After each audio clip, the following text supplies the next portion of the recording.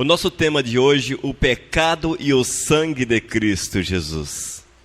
O pecado e o sangue de Cristo. Qual a relação, irmãos, entre o pecado e o sangue de Cristo Jesus? Qual a relação?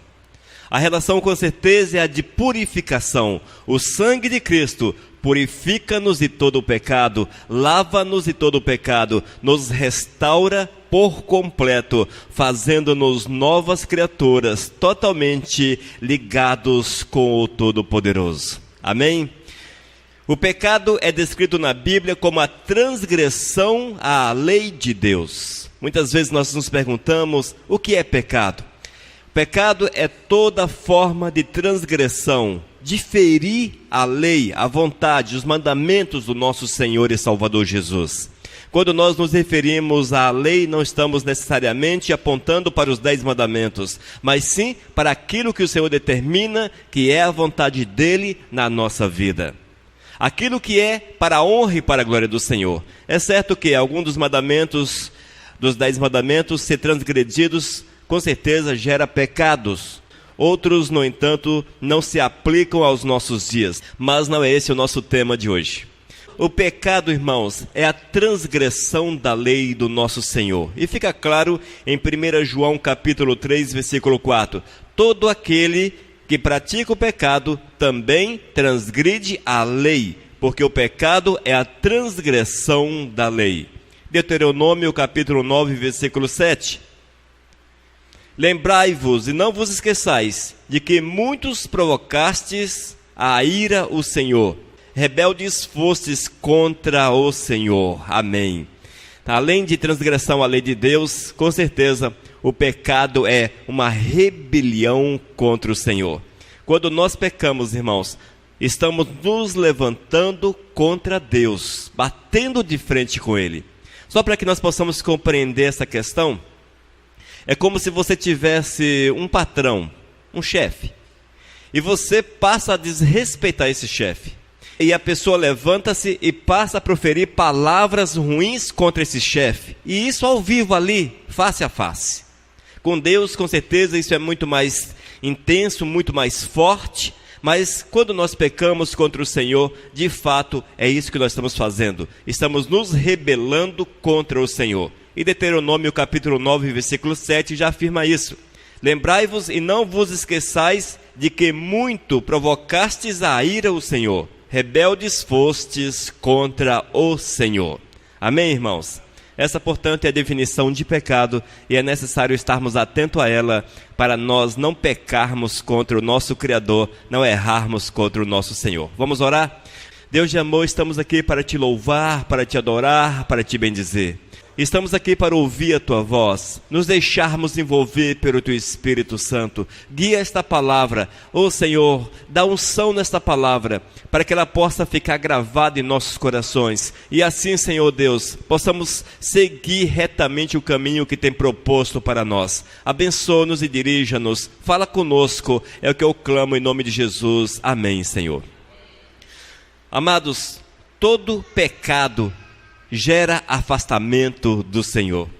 E o nosso tema, o pecado e o sangue de Cristo. E nós sabemos que o pecado teve seu início ainda nos dias eternos, não é possível determinar quando foi, mas nos dias eternos ali nos céus, quando Lúcifer levantou-se contra o Senhor. E nós vemos isso em Isaías capítulo 14, a partir do versículo 12, que Lúcifer queria tomar o lugar do Todo-Poderoso, rebelou-se contra o Senhor, levantou-se contra o Todo-Poderoso e dos céus ele foi expulso. Assim foi gerado o pecado. A partir desse momento, o pecado veio à existência, a rebelião veio à existência, a transgressão da lei do Senhor veio à existência, e isto por Satanás, ainda lá nos céus. E vemos, queridos, que no meio da raça humana o pecado foi perpetuado. Infelizmente, Adão e Eva desobedeceram, transgrediram o mandamento do Senhor, rebelaram-se contra a palavra de Deus. Eles foram e fizeram aquilo que o Senhor havia falado para que eles não fizessem. Comeram o fruto, pecaram contra o Senhor através da desobediência. E vemos que esse pecado perpetuou-se e chegou até os nossos dias. E nós precisamos, com urgência, dia após dia, buscarmos a purificação. E essa purificação, ela vem apenas através do sangue de Cristo, do sacrifício de Jesus, quando nós, arrependidos, confessamos os nossos pecados. Davi faz uma afirmação muito interessante no Salmo capítulo 51, versículo 5. Ele diz: eu nasci na iniquidade e em pecado me concebeu minha mãe. Oh, glórias! Aleluias! Porque é uma revelação que traz entendimento para essa situação. Ela traz revelação para essa situação do pecado. E fica claro, irmãos, que sobre a face da terra não há um homem sequer, excetuando Jesus, claro, um homem sequer que tenha nascido de mulher, que não tenha pecado, que não tenha nascido no pecado original.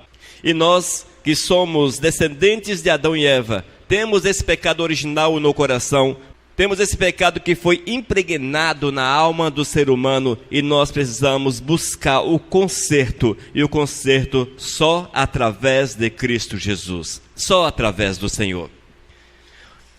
O sangue de Cristo. O sangue de Cristo, irmãos, ele foi derramado e foi um fator extremamente importante na nossa vida. Glórias a Deus por isso. Se não fosse o sangue de Cristo, nós estaríamos numa situação inexplicável. Nós, com certeza, hoje não teríamos como explicar como seria a nossa situação. Se não fosse o sangue de Cristo derramado, amados, com certeza estaríamos afastados do Todo-Poderoso, haja vista que a vontade do Eterno não alcançava a nós que somos chamados de gentios, pois não somos judeus. Nós somos enxertados, diz a Bíblia, que nós fomos adotados pelo Todo-Poderoso e enxertados na videira verdadeira. Ou seja, o Senhor nos trouxe lá dos campos distantes para perto de si, pois aqueles que estavam perto dele, em tese, perto dele, o rejeitaram e o crucificaram.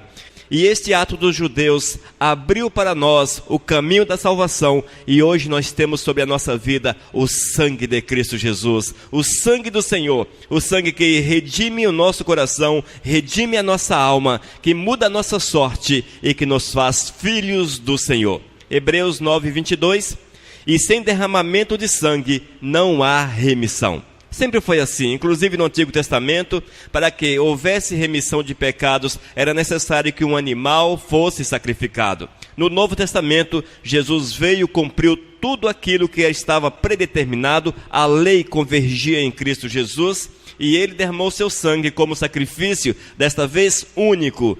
Não um sacrifício esporádico, mas um sacrifício único. Jesus derramou seu sangue, e a cada dia que nós precisamos desse favor, desse perdão do Todo-Poderoso, é só nos achegarmos a Ele, confessarmos nossos pecados, e Ele está pronto a nos purificar. Amém, amados? Letra A. A vida está no sangue. Quando pecamos, com certeza nós merecemos a morte. Romanos capítulo 6, versículo 23. O salário do pecado é a morte. O salário do pecado é a morte. Jesus pagou essa penalidade quando ele derramou o seu sangue na cruz. Por isso que o sangue de Cristo é tão importante. É tão importante.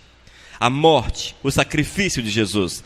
Quando nos referimos ao sangue de Cristo, claro, estamos falando da sua morte, do seu sacrifício, da sua expiação na cruz, da sua expiação. Expiação, irmãos, significa o fato de sermos reconciliados com Deus. Jesus deu a sua vida na cruz para a nossa reconciliação, para a nossa expiação. E nós somos reconciliados no Senhor. O sangue de Jesus significa que não somos mais seus inimigos, mas sim seus amigos. Oh, glórias! E esse é fato, amados. O Senhor nos vê como amigos, como amigos. E há um texto bíblico que ele afirma isso, que ele nos chama de amigos. Que nós possamos nos colocar como amigos do Senhor, nos aproximarmos dele, procurarmos uma vida de comunhão, procurarmos uma vida de intimidade com o Todo-Poderoso. que o nosso Senhor seja o nosso melhor amigo, aquele para o qual primeiro contamos as nossas alegrias, também os nossos problemas. Amém? Se há alguém que pode te ouvir e que pode fazer alguma coisa por ti, esse chama-se o melhor amigo, Jesus. Oh, glórias! Façamos isso e veremos o agir do Senhor poderosamente na nossa existência. Letra B. As consequências do pecado. Evidente que a igreja conhece e sabe quais são as consequências do pecado. Para quem está na igreja que fala a palavra de Deus, que prega a palavra, isso é repetido continuamente. Mas, no entanto, diz a palavra que ensina de dia e de noite. Oh, glórias! Precisamos meditar na palavra continuamente. E vamos mais uma vez ouvir a respeito das consequências do pecado. A primeira consequência: o pecado separa o homem de Deus. Isso é terrível, irmãos. Isaías capítulo 59, versículo 2. Porque as nossas transgressões se multiplicam perante ti, e os nossos pecados testificam contra nós. Porque as nossas transgressões estão conosco e conhecemos as nossas iniquidades. Amém? O texto é claro, não apenas este, mas há outros tantos que afirmam que o pecado separa o homem de Deus. E nós não podemos de forma alguma passar a mão sobre a nossa própria cabeça e acharmos que o Senhor aceita alguns tipos de pecado, até porque são difíceis de serem rejeitados ou de nós não aceitarmos que eles venham à existência na vida da gente. Mas nós não podemos achar que o Senhor, Ele há de olhar e com compaixão permitir que o pecado seja gerado. Não, não veja dessa forma. Toda sorte de pecado gera morte, gera separação de Deus. Não importa qual o pecado, se o homem considera grande ou se o homem considera pecadinho.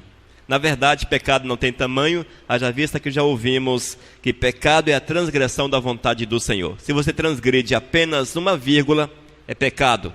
Se você transgride porque assassinou 50 pessoas, continua sendo pecado, e isso é indiferente para o Senhor. Toda sorte de pecado abre uma brecha, uma separação, um abismo entre o homem e Deus. Fique atento a essa questão. As consequências do pecado. Número 2. Faz com que nos sintamos culpados. Salmo capítulo 38, versículo 4. Estou me afogando nos meus pecados. Eles são uma carga pesada demais para mim. O pecado é interessante, amados. Antes de você pecar, ele é atrativo, ele é bonito, ele é agradável aos nossos olhos, é agradável aos ouvidos e até a atmosfera que nos envolve, ela de certa forma é agradável. Mas a partir do momento que a pessoa peca, aí o diabo monta nas costas da pessoa, joga a cabeça dele na terra e esfrega a cabeça dele na terra. E ele sente-se extremamente culpado, mas o diabo sopra dizendo: olha, não tem mais jeito para você. Não tem mais jeito para você. Você pecou contra Deus. O que o pastor vai falar? O que os irmãos da igreja vão falar? Você acha que Deus vai te perdoar? Você pecou assim a semana passada, fez isso na semana seguinte, fez agora novamente, e vem aquele sentimento de culpa. Mas não é uma culpa que te leva a buscar o Senhor, mas que te afasta ainda mais do Todo-Poderoso. Amém? Fique atento, porque o pecado trabalha dessa forma. O inimigo, ele sabe aproveitar as oportunidades e as brechas que nós oferecemos a ele. As consequências do pecado. Terceira consequência: permite que Satanás nos acuse. Apocalipse 12, versículo 10. Pois o acusador dos nossos irmãos, que estava diante de Deus para acusá-los dia e noite. Assim é, irmãos. E é desta forma. Nós vemos um exemplo interessante quando Satanás apresentou-se diante de Deus no caso de Jó. E ali Satanás acusou Jó. Veja qual foi a acusação.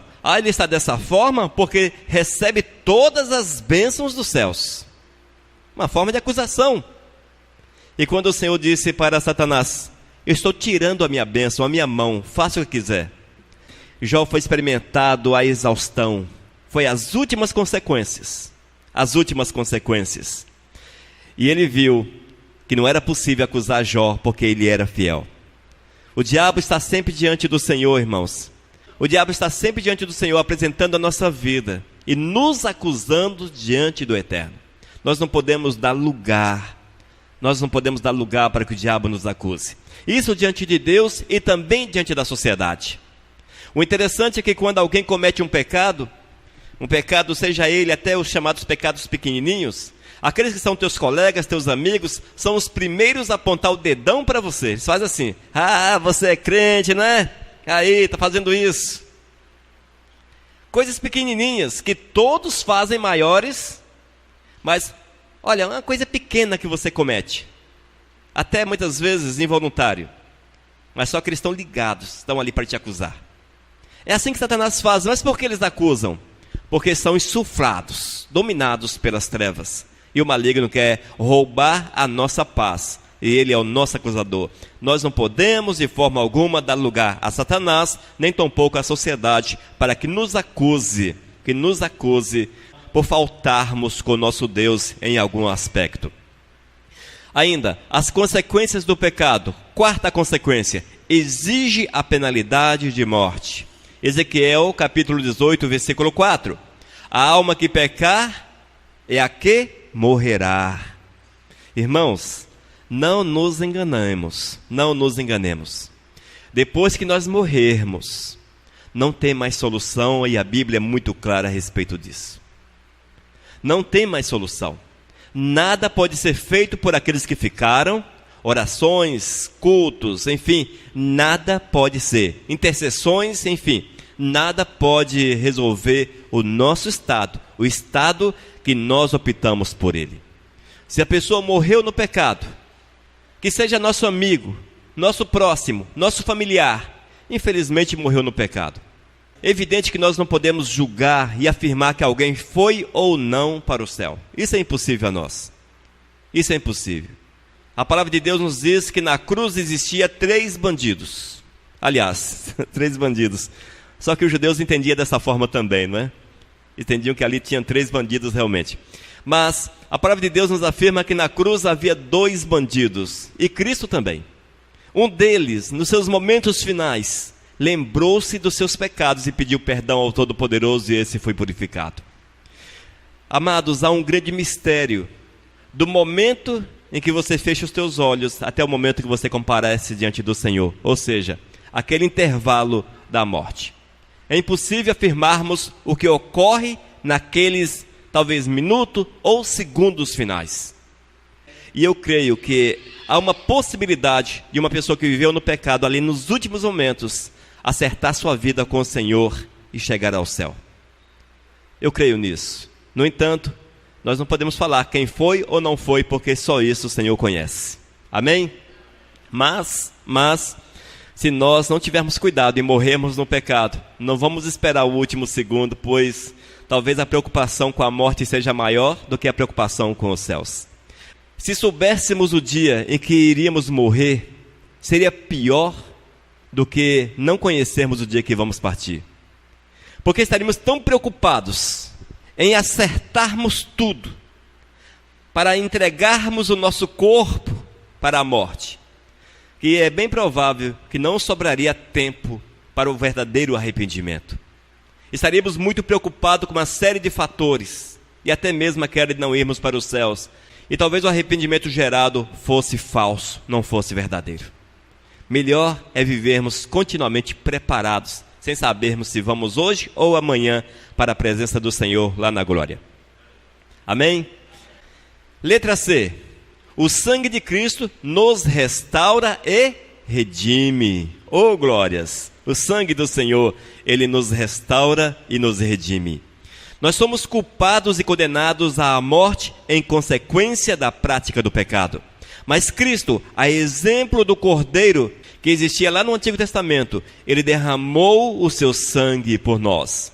Haja vista que no Antigo Testamento a remissão de pecado era mediante o sangue do Cordeiro que era sacrificado. Jesus tornou-se o Cordeiro que deu o seu sangue em definitivo por nós. 1 João capítulo 3, versículo 4. Quem peca é culpado de quebrar a lei de Deus, porque o pecado é a quebra da lei. Oh, glórias! Amados, é o sangue do Senhor Jesus que nos redime. é o sangue que nos purifica dessa quebra de aliança com o Todo-Poderoso. Amém? Número 1, a comunhão é restaurada. Oh, glórias! Romanos capítulo 5, versículos 8 e 9. Mas Deus prova o seu próprio amor para conosco, pelo fato de ter Cristo morrido por nós, sendo nós ainda pecadores. Logo muito mais agora, sendo justificados pelo seu sangue, seremos por ele salvos da ira. Aleluias. Irmãos, Cristo morreu para que a nossa comunhão para com ele fosse restaurada. Vale ressaltar, irmãos, a comunhão do homem com Deus até a morte de Cristo Jesus, ela era um tanto quanto complicada. Ela dependia do sacerdote, ela dependia de uma série de fatores. A partir do momento que Cristo veio, ele quebrou todo esse cerimonial, ele rasgou o véu do templo e nós temos acesso direto ao Criador, temos acesso direto com o Todo-Poderoso e assim nós podemos, com certeza, desenvolvermos uma vida de comunhão verdadeira com o nosso Senhor. O sangue de Cristo nos restaura e redime. Número 2, somos redimidos. Nós somos comprados para sermos libertos da escravidão. A palavra de Deus nos diz de forma clara, irmãos, que o Senhor nos comprou. Nós somos propriedades do Senhor. Efésios capítulo 1, versículo 7 afirma: em Jesus temos a redenção pelo seu sangue, a remissão dos pecados, segundo a riqueza da sua graça. Oh, glórias! O Senhor nos comprou, amados. Nos comprou para que pudéssemos ser propriedades dele, libertos da escravidão do pecado, restaurado para a honra e para a glória de nosso Senhor e Salvador Jesus.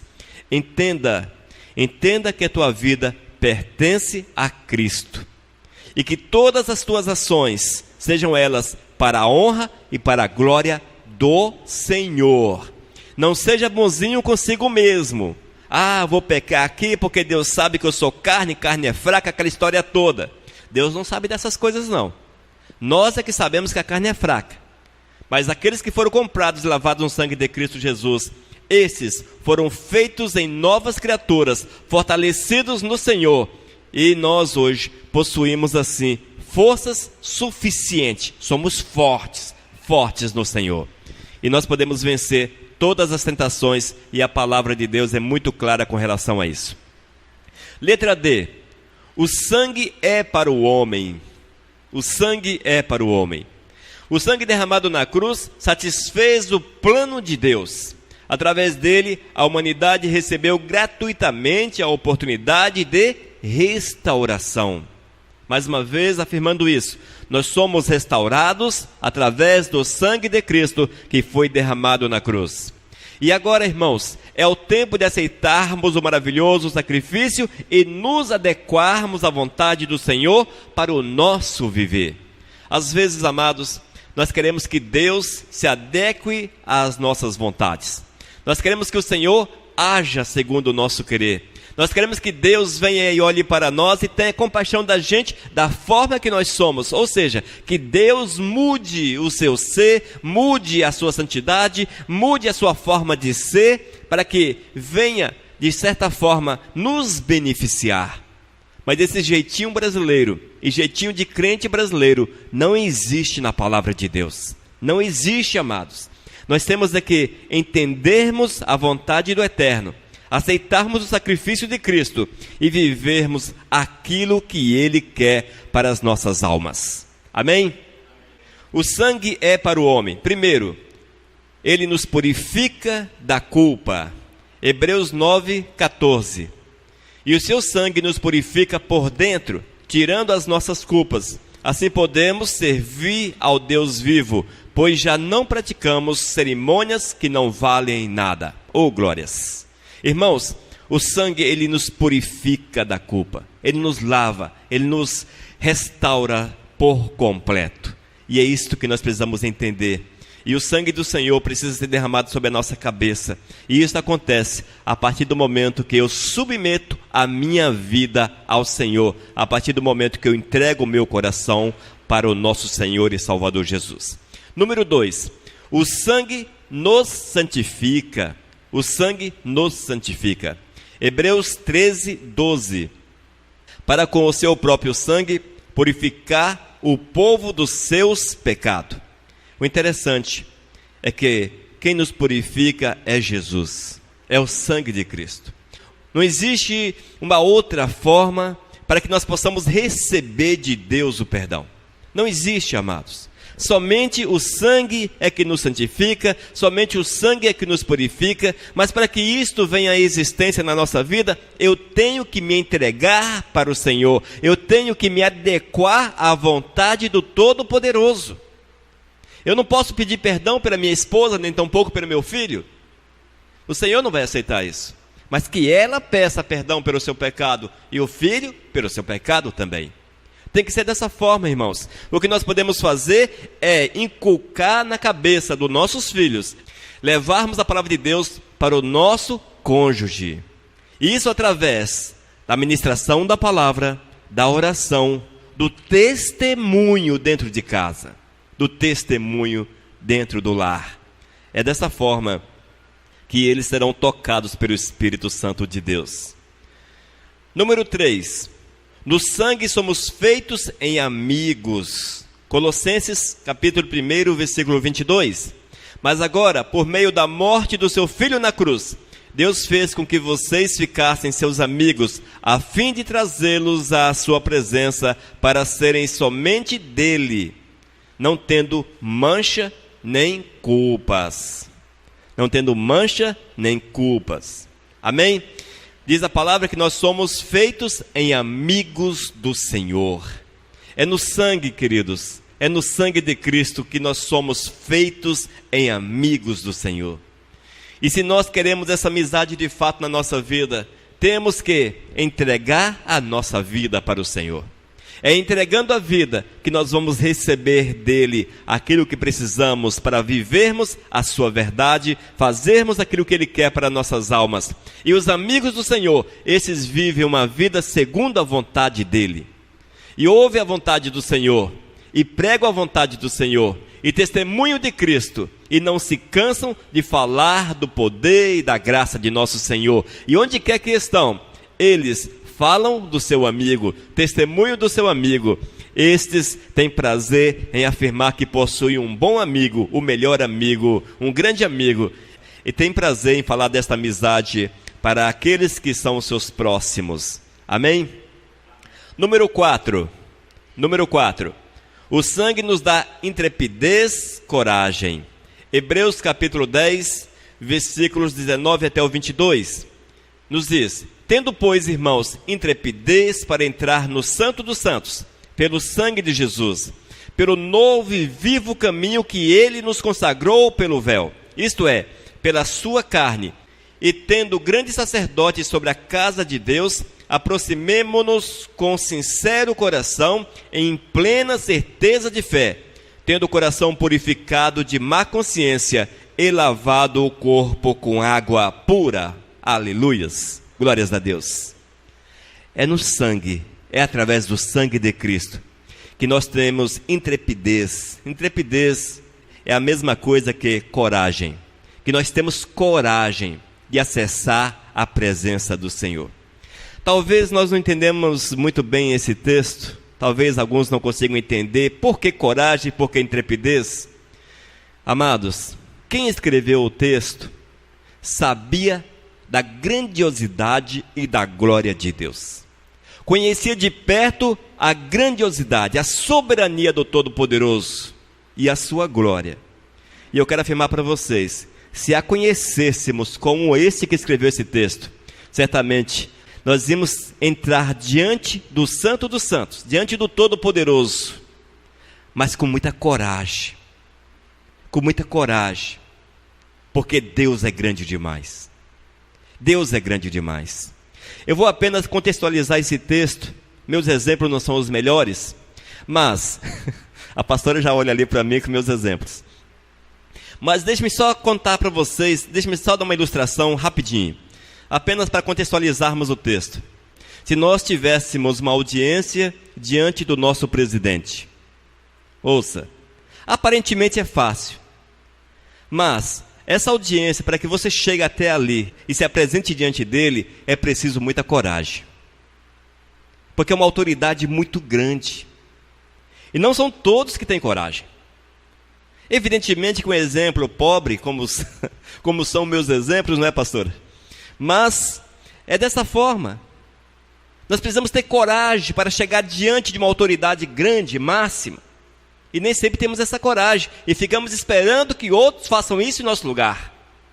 Ah, vá você. Ah, você que tem mais coragem. Ah, você que é mais esperto, você que é mais sábio. É mais ou menos isso, irmãos. Nós, se entendêssemos de fato a grandiosidade do Senhor, nós teríamos que ter intrepidez, coragem para acessarmos o Criador. E isso com uma vida santa, lavada, purificada, redimida. Porque o Senhor, irmãos, nós só vamos compreender de fato quem é quando estivermos na glória. Por mais que eu procure palavras para descrever o Todo-Poderoso, é difícil. É difícil. Mesmo que eu afirme para vocês que Ele criou todo o universo, que você pode viajar centenas de anos-luz e não chegar ao final dele. Mesmo assim, nós não vamos compreender quem é Deus, nem a grandiosidade do Senhor. Nós olhamos para Deus como se fosse um pobre coitado, um velhinho de cabelos brancos lá no céu, meio que gagá, e muitas vezes com a bengalinha na mão, porque é assim que a mídia diz que Deus é. É dessa forma que a mídia coloca. E nós, querendo ou não querendo, nós trazemos essa ideia para dentro da nossa cabeça. E não conseguimos ver de forma alguma quem é o Senhor. Quem é Deus. E até mesmo a literatura evangélica, a literatura infantil, coloca Deus como se fosse um homem. Um homem simples. Mas não é assim, irmãos. Meu Deus do céu. Moisés não conseguiu ver o Senhor. A palavra diz que ele viu apenas através de uma rachadura da pedra, porque se ele conseguisse ver a glória, ele seria desintegrado. Só para nós entendermos isso. Irmãos, é grande demais. Nós precisamos de coragem. Nós precisamos de coragem, de intrepidez para acessarmos a presença do Senhor, o Santo dos Santos, e assim sermos usados. E quando nós recebemos em Cristo Jesus a purificação, nós temos condições para fazermos isso. E assim o Senhor, com certeza, será louvado e adorado através da nossa vida. Número 5.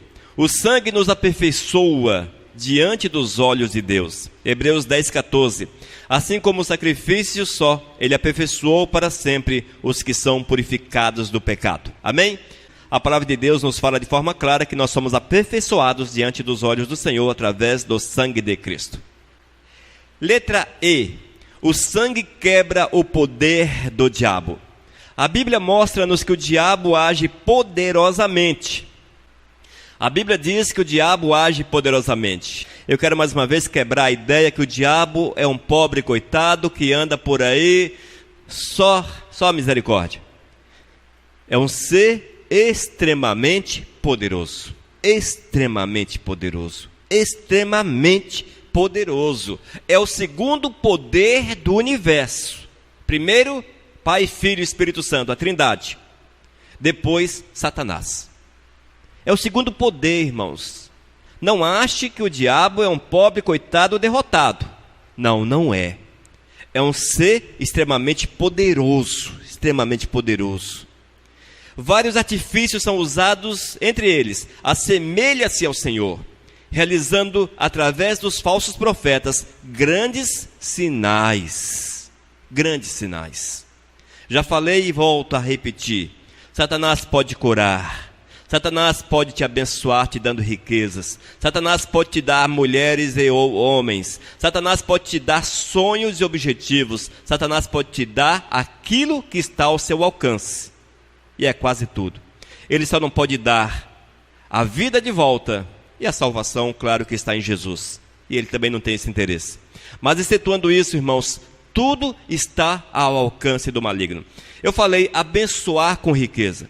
Porque muitos estão sendo, entre aspas, abençoados com riquezas, com bens, com prosperidades que consideram bênção, mas se você olhar na palavra de Deus, não estão de acordo com a palavra. Entendem como bênção, mas não são bênção, são maldições. Porque amarram as pessoas ao pecado. Disse ainda que Satanás cura, e nós temos muitos exemplos disso. Quantas pessoas que foram buscar a cura nesses camaradas que estão por aí e que voltaram curado de fato. Mas o interessante é que tudo que o diabo dá é uma forma de amarrar a pessoa a ele. Aqueles que receberam a riqueza ficam amarrados. Aqueles que receberam a cura ficam amarrados. Aqueles que buscaram um casamento ficaram amarrados a ele. Tudo que a pessoa busca no inimigo fica amarrado a ele. Sabe por quê, queridos? Essas pessoas não precisaram submeter-se à vontade de Cristo. Ao não submeter-se à vontade do Senhor, elas entendem que receberam de Deus a bênção da forma que elas estavam. E acomodam aí. Ah, mas Deus me abençoou da forma que eu estou. Aí eu estava muito ruim, eu estava condenado à morte, eu fui a um determinado lugar, lá eu recebi a cura. Você acha que Satanás cura? Você acha que o diabo cura? Assim diz as pessoas. E acaba submetendo-se àquela situação e não consegue mais ver Deus, nem tampouco a necessidade do Senhor. Satanás amarra as pessoas, marca as pessoas. Satanás coloca o seu selo no coração de muitos e é muito difícil que esse selo seja quebrado. A pessoa tem que olhar para Jesus, ouvir o mover do Espírito Santo, confessar o seu pecado e arrependido voltar-se para os pés de Cristo. 2 Coríntios capítulo 11, versículos 14 e 15. E isso não é de admirar, pois até Satanás pode se disfarçar, ficar parecendo um anjo de luz. Portanto, não é nada demais que os servidores dele se disfarcem, apresentando-se como pessoas que fazem o bem. Mas no fim, eles receberão exatamente o que as suas ações merecem. Amém, amados? Irmãos, não subestimemos o diabo. Não estou fazendo apologia ao diabo de forma alguma, ao satanismo de forma alguma, porque estamos aqui para pregarmos contra ele, falarmos das suas ações, despertando as pessoas. Mas nós não podemos subestimá-lo, porque ele é muito poderoso. O sangue de Cristo quebra o poder do diabo. Número 1, o sangue de Cristo nos faz vencedor. Romanos capítulo 8, versículo 31. Se Deus é por nós, quem será contra nós? Oh, glórias! Todos colocam esse texto em primeiro lugar nas suas vidas. Qualquer coisa, Deus é por mim. Deus é por mim. E cita, se Deus é por nós, quem será contra nós? A segunda parte do texto é, Satanás é contra nós. Vigiemos, portanto, vigiemos. Evidente que esse texto dá-nos a ideia que não há ninguém que pode fazer alguma coisa contra nós. Essa é a ideia do texto. Mas nós não podemos esquecer que temos um inimigo que está ali. Pronto. Diz a Bíblia que ele está ao redor, ao derredor. Algumas versões está escrito derredor, que na verdade é ali próximo. Redor e derredor é praticamente a mesma coisa. Próximo. Está aí. É um círculo ao teu redor. E ele está ali, pronto para te pegar. Pronto para te agarrar.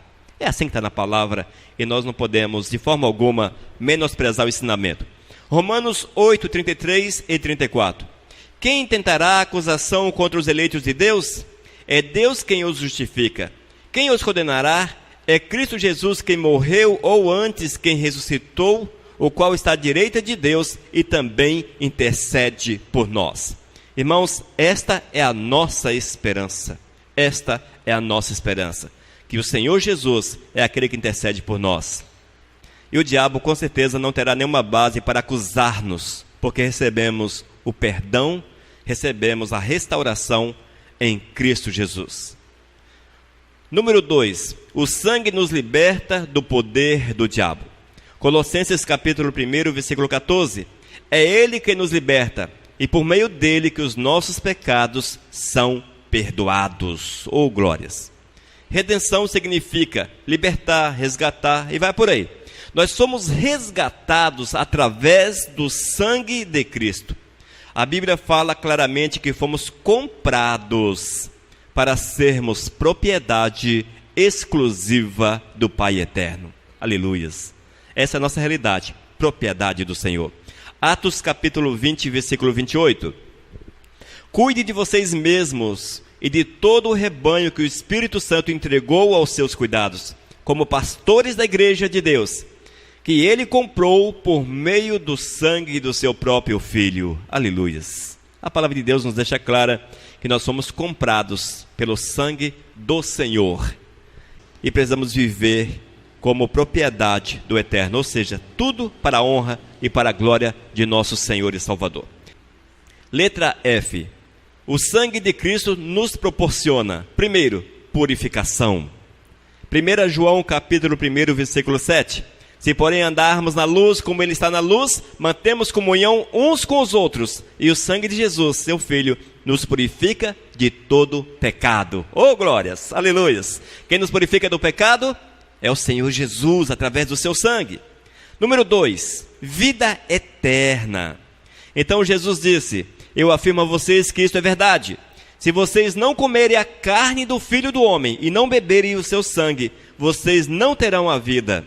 Quem come a minha carne e bebe o meu sangue tem a vida eterna, e eu o ressuscitarei no último dia. Aleluias! Bênção, promessa maravilhosa de Deus, que nós podemos crer e vivenciá-la em nosso dia a dia. Esse texto está em João capítulo 6, versículos 53 e 54. O sangue de Cristo, ele nos concede a vida eterna. É em Cristo que temos a purificação, é em Cristo que temos a vida eterna, é em Cristo que temos a proximidade com Deus. Número 3, proximidade com Deus. Naquele tempo vocês seguiam o mau caminho deste mundo e faziam a vontade daquele que governa os poderes espirituais do espaço. O espírito que agora controla os que desobedecem a Deus. De fato, todos nós éramos como eles e vivíamos de acordo com a nossa natureza humana, fazendo o que o nosso corpo e a nossa mente queriam. Assim, porque somos seres humanos como os outros, nós também estávamos destinados a sofrer o castigo de Deus. Mas a misericórdia de Deus é muito grande, e o seu amor por nós é tanto que, quando estávamos espiritualmente mortos por causa da nossa desobediência, Ele nos trouxe para a vida que temos em união com Cristo. Pela graça de Deus, vocês são salvos. Aleluias. Pela graça do Senhor, nós somos salvos. E o texto deixa claro que o Senhor nos trouxe lá do mundo para próximo a Ele, para perto dEle. Amém?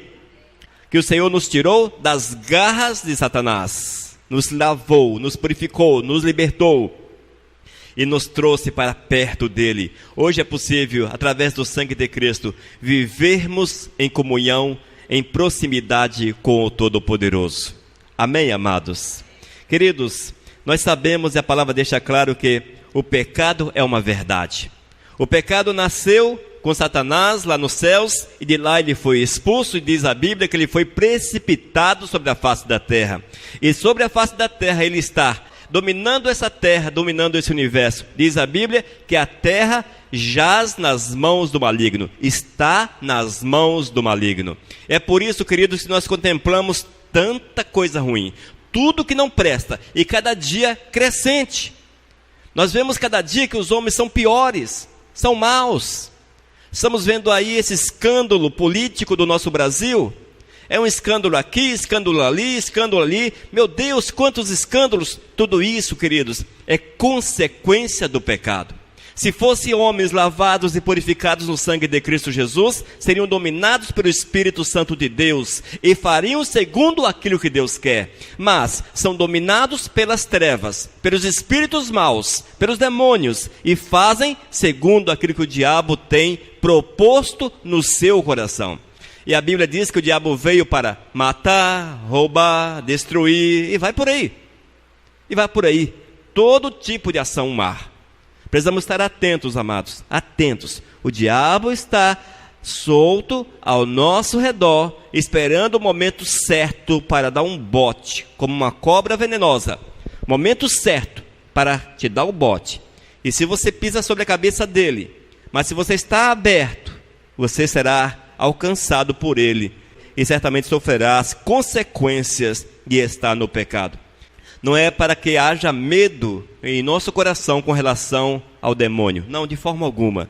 A Bíblia nos faz libertos, lavados e purificados, mais que vencedores. E diz ainda que temos autoridade para pisar sobre a cabeça do nosso inimigo. No entanto, para que isso ocorra, Preciso é que a nossa vida esteja segundo tudo isso que foi falado no decorrer desta palavra. Que nós possamos adequar o nosso coração à vontade do Senhor. Vivermos a santidade sem a qual é impossível ver ao Senhor. E viver em santidade é fazer a vontade do Eterno acima de todas as coisas. É permitir que o Senhor Jesus esteja de fato entronizado em nosso coração.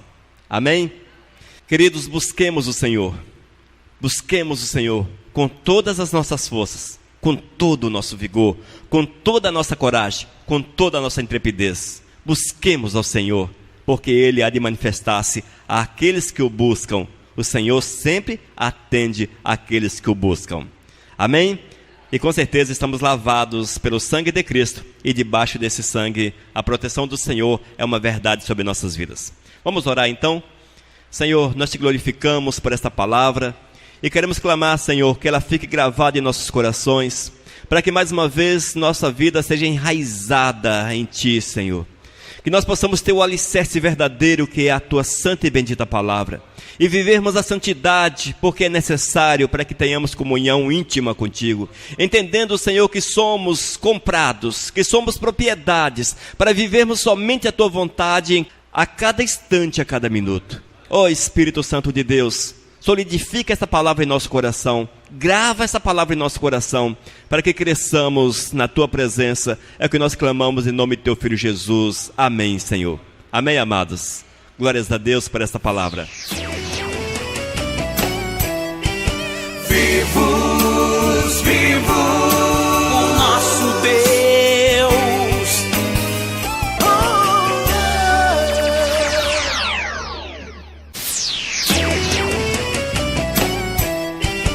Vivos, vivos, o nosso Deus.